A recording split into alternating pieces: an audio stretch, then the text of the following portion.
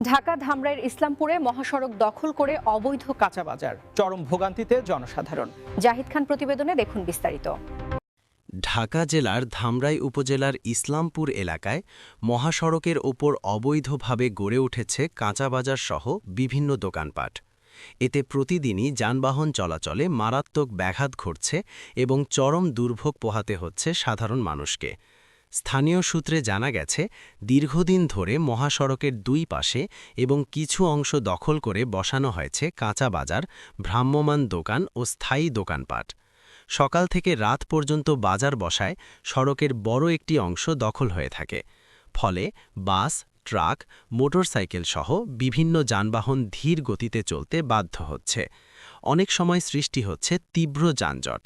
বিশেষ করে অফিসগামী মানুষ, শিক্ষার্থী ও রোগীবাহী যানবাহন সবচেয়ে বেশি ভোগান্তির শিকার হচ্ছে।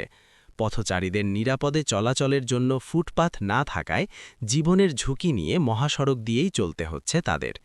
স্থানীয় বাসিন্দারা অভিযোগ করে বলেন, একাধিকবার বিষয়টি প্রশাসনকে জানানো হলেও কার্যকর কোনো ব্যবস্থা নেওয়া হয়নি। অবৈধ দখল উচ্ছেদ না হওয়ায় দিন দিন পরিস্থিতি আরও ভয়াবহ আকার ধারণ করছে। এ বিষয়ে সচেতন মহল মনে করছেন, দ্রুত অবৈধ কাঁচাবাজার ও দোকানপাট উচ্ছেদ করে মহাসড়ক যান চলাচলের উপযোগী না করা হলে যে কোনো সময় বড় ধরনের দুর্ঘটনা ঘটতে পারে। তারা সংশ্লিষ্ট কর্তৃপক্ষের দ্রুত হস্তক্ষেপ কামনা করেছেন।